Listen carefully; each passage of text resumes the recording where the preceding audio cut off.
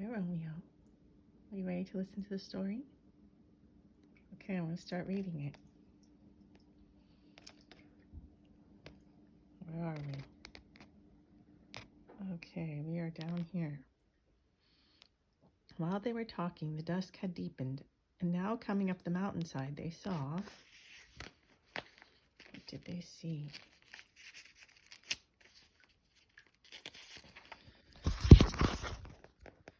Flickering light. The fireflies had come out, but this light was steadily climbing the pathway toward their house. I wonder who comes, Kino exclaimed. A visitor, his father replied, but who can it be?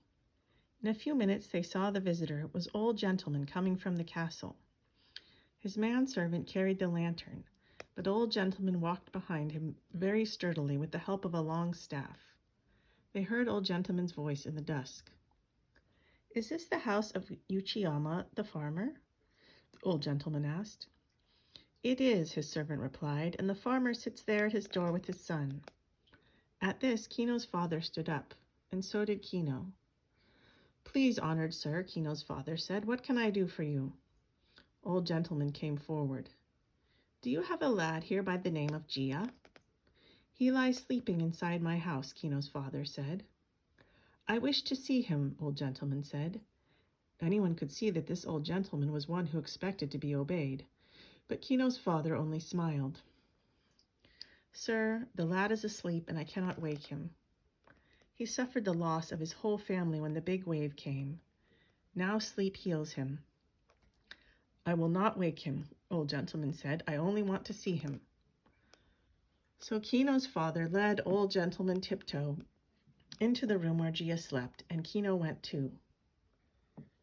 The servant held the light shaded by his hand so it would not fall on Gia's closed eyes. Old Gentleman looked down on the sleeping boy. Gia was very beautiful, even though so pale and weary. He was tall for his age, and his body was strong, and his face showed intelligence as well as beauty. Old Gentleman gazed at him and then motioned to the servant to lead him away. They went again to the dooryard, and there Old Gentleman turned to Kino's father. It is my habit when the big wave comes to care for those who are orphaned. 3 times the wave has come, and 3 times I have searched out the orphans and the widows, and I have fed them and sheltered them. But I have heard of this boy, Gia, and I wish to do more for him. If he is as good as he is handsome, I will make him my own son.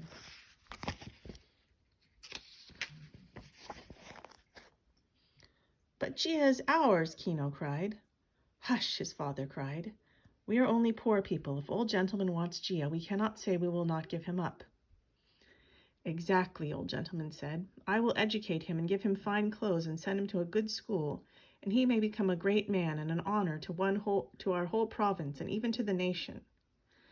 But if he lives in the castle, we can't play together anymore. We must think of Gia's good, Kino's father said. Then he turned to Old Gentleman. Sir, it is very kind of you to propose this for Gia.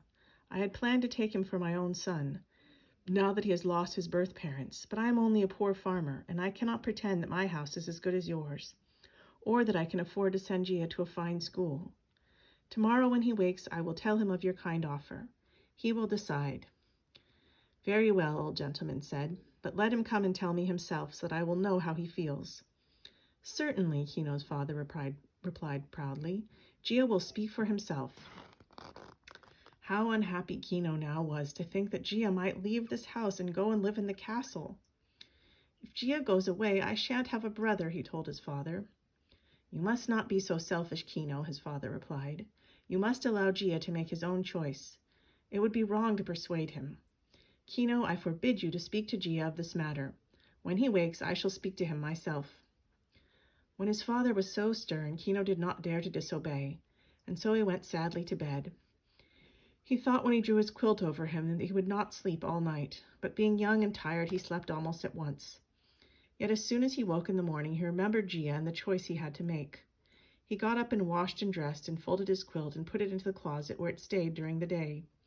His father was already out in the field, and there Kino went and found him. It was a beautiful mild morning, and a soft mist covered the ocean so that no water could be seen. Is Gia awake yet? Kino asked his father when they'd exchanged morning greetings. No, but he will wake soon, I think, his father replied. He was weeding the cabbage bed carefully, and Kino knelt down to help him. Must you tell him about old gentleman today? Kino pleaded. I must tell him as soon as he wakes, his father replied. It would not be fair to let Gia grow used to thinking of this as his home. He must make the choice today, before he has time to put down his new roots. May I be there when you talk with him? Kino asked next. No, my son, his father replied. I shall talk to him alone and tell him all the benefits that a rich man like old gentleman can give him, and how little we who are poor can give him. Kino could not keep from wanting to cry. He thought his father was very hard.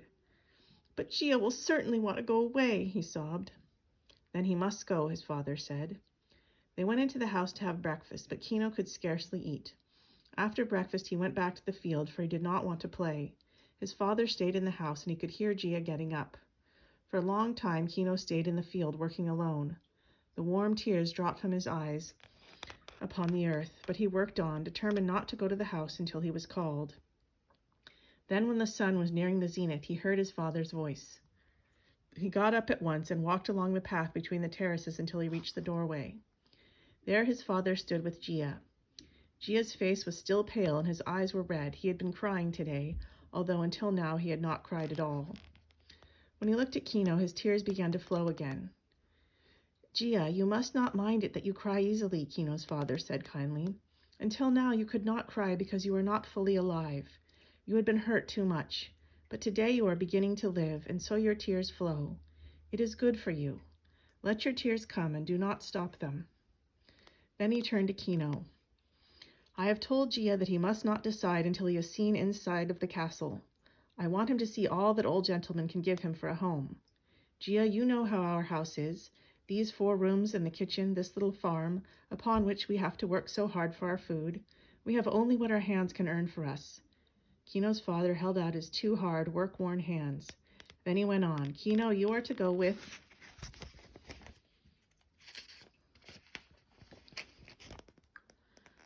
Gia. And when you see the castle, you must persuade him to stay there for his own sake. Kino heard this and felt the task laid upon him was very hard, but he only said, I will go and wash myself, father, and put on my good clothes. No, his father said, go as you are. You are a farmer's son. So the 2 boys went down the mountainside, and avoiding the empty beach, they went to the castle. The gate was open, and the garden was most beautiful. A gardener was sweeping the green moss. When he saw them, he came over to them. What do you want? He asked. My father sent us to see the honored old gentleman, Kino faltered. Are you the Uchiyama boy? The gardener asked. Yes, Kino replied, and this is Gia, whom old gentleman wants to come and live here. Follow me, if you please, the gardener said. He bowed to Gia and made his voice polite. The 2 boys followed him along a wide pebbled path. Over their heads the ancient pines leaned their crooked branches. In the distance, beyond the forest, the sun poured down upon a flower garden and a pool with a waterfall. How beautiful it is, Kino whispered sadly. Gia did not answer. He walked along, his head held high. When they reached the house, they took off their shoes and followed the gardener through a great door. Inside this, the gardener paused, and a manservant came forward and asked what they wanted. The gardener whispered, and the manservant nodded. Follow me, he said to the boys. So they followed him through wide passageways. The walls were of fine polished wood, unpainted but smooth and silvery. Under their feet, fine woven padded mats were softer than the moss beneath the trees. On both sides of this passageway, panels slid back to show beautiful rooms, and in each room were a vase of flowers, an exquisite scroll, a few pieces of dark polished furniture. Neither Gia nor Kino had ever seen such a house. Kino was speechless. How could he hope that Gia would not want to stay in the castle? Then, far in the distance, they saw old gentleman sitting beside a small table. The table was set in front of the open sliding panels that looked into the garden. An old gentleman was writing. He held a brush upright in his right hand, and he was carefully painting letters on a scroll, his silver-rimmed spectacles sliding down his nose. When the 2 boys came near, he looked up and took off his spectacles and laid down his brush. Would you like to know what I have been writing? He asked. Neither Kino nor Gia could answer. The great house, the silence, the beauty, all of this fell into place as the background for old gentleman himself. He was tall and thin, and his hair and beard were white. His face and hands were beautiful. The bones were delicate, and the skin was smooth and brown. He looked as proud as a king, but his dark eyes were wise as an old scholar's eyes are wise. "It is not my own poem," he said. "It is the saying of a man of India, but I like it so much that I have painted it on this scroll to hang there in the alcove where I can see it every day." He took up the scroll and read these words: "The children of God are very dear, but very queer, very nice, but very narrow." He looked at the boys. "What do you think of it?" he said. They looked at one another. "We do not understand it, sir," Gia said at last. Since he was a little older than Kino, he felt he should speak. Old Gentleman shook his head and laughed softly. "Ah, we are all the children of God," he said. Then he put on his spectacles and looked hard at Gia. "Well," he said, "will you be my son?" Gia turned very red. He had not expected to have the question put to him so suddenly and so directly. Old Gentleman saw he found it hard to speak. "Say yes or no," he told Gia. "Those are not hard words to say." "I will say no," Gia said. Then he felt this was harsh. "I thank you, but I have a home, on the farm," he added. Ah, how Kino felt when he heard these words. He forgot entirely about the big wave and all the sorrow it had brought, and for a moment he was filled with pure joy. Then he remembered the small farmhouse, the 4 little rooms, and the old kitchen. "Gia," he said solemnly, "remember how poor we are." Old Gentleman was smiling a half-sad little smile. "They are certainly very poor," he said to Gia, "and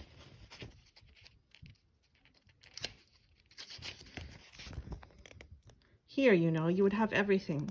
You can even invite this farm boy to come and play sometimes if you like, and I'm quite willing to give you the family some money. It would be suitable, as my son, for you to help the poor." "Where are the others who are saved from the big wave?" Gia asked suddenly. "Some wanted to go away, and the ones who wanted to stay are out in the backyard with my servants," Old Gentleman replied. "Why do you not invite them to come into this big house and be your sons and daughters?" Gia asked. "Because I don't want them for my sons and daughters," Old Gentleman replied rather crossly. "You are a bright, handsome boy, and they told me you were the best boy in the village." Gia looked about him. Then he shook his head again. "I'm no better than the others," he said. "My father was a fisherman." Old Gentleman took up his spectacles and his brush again. "Very well," he said. "I will do without a son." The manservant motioned to them, and they followed, and soon they were out in the garden again. "How foolish you are," the manservant said to Gia. "Our old gentleman is very kind indeed. You would have everything here." "Not everything," Gia replied. They went out of the gate and across the hillside and again back to the farmhouse. Setsu was outside, and she came running to meet them, the sleeves of her bright kimono flying behind her and her feet clattering in wooden sandals. "Gia has come back home," she cried. "Gia, Gia!" And Gia, seeing her happy little face, opened his arms and gave her a great hug. For the first time he felt comfort creep into his sad heart, and this comfort came from Setsu, who was like life itself.